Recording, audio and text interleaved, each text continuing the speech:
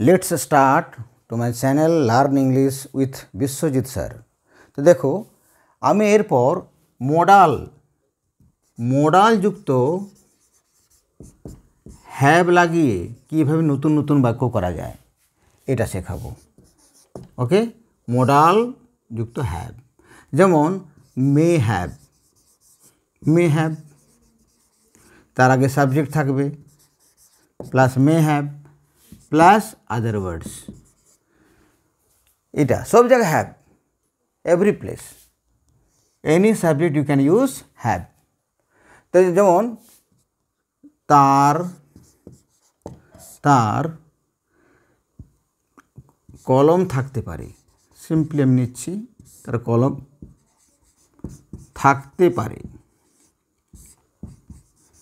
कलम थाकते पारे। देखो तो थाकते पारे এই কথাটা আসবে, তাহলে মে হ্যাভ হবে। হি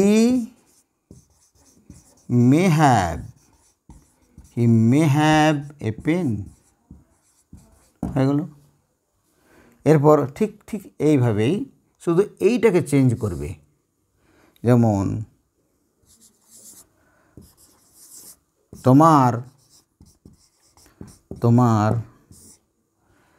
অবশ্যই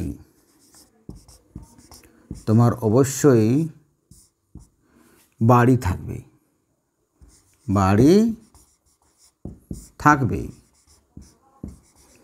তোমার অবশ্যই বাড়ি থাকবে, তুমি অবশ্যই বাড়ি পাবে, তুমি অবশ্যই বাড়ি পাবে, পাবে দিয়েও থাকতে পারে। তা কী হবে? ইউ মাস্ট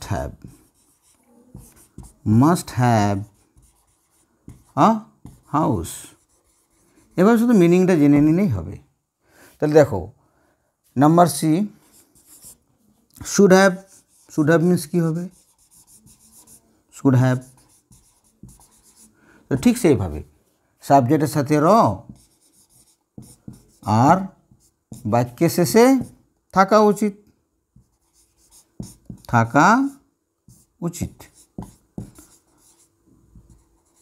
তোমার বাড়ি থাকা উচিত, তোমার গাড়ি থাকা উচিত, তোমার ফোন থাকা উচিত, তোমার বিদ্যা থাকা উচিত, তোমার বুদ্ধি থাকা উচিত, এনিথিং, তোমার বই থাকা উচিত, তোমার সম্পত্তি থাকা উচিত, এনিথিং ইউ ক্যান রাইট। তারপরে শুড হ্যাভ হয়ে গেল। এবারে যদি কুড হ্যাভ ক্যান হ্যাভ লাগি, এইখানে ধরো মে হ্যাভ লাগিয়েছি, তো এটা তো সম্ভাবনা, তোমার কলম থাকতে পারে। তো কতটা সম্ভাবনা হতে পারে? 50% সম্ভাবনা। এবারে যদি আমি এর থেকে বেশি সম্ভাবনা প্রকাশ করি তাহলে ক্যান ব্যবহার করব। আর যদি 100% সম্ভাবনা প্রকাশ করি, সম্ভাবনা নেই 100% গ্যারেন্টি যদি থাকে, তাহলে মাস্ট হ্যাভ। এভাবে ডি দেখো, যদি আমি ক্যান ব্যবহার করি ক্যান হ্যাভ, তাহলে এর মানেও থাকতে পারে, মানে সাবজেক্ট যুক্ত র তারপরে থাকতে পারে, এটাও সম্ভাবনা। তো কতটা সম্ভাবনা? থাকবে বা থাকতে পারে, থাকবে বা থাকতে পারে, এটা হলো 90% সম্ভাবনা। তো এইভাবে can have, may have, must have, should have, would have হলে থাকবে। আরেকটা দেখে নাও, উড হ্যাভ মিন্স সাবজেক্টের সাথে র, তোমার, আমার, তার থাকবে।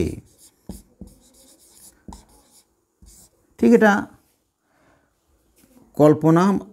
কল্পনার ক্ষেত্রে বলছি,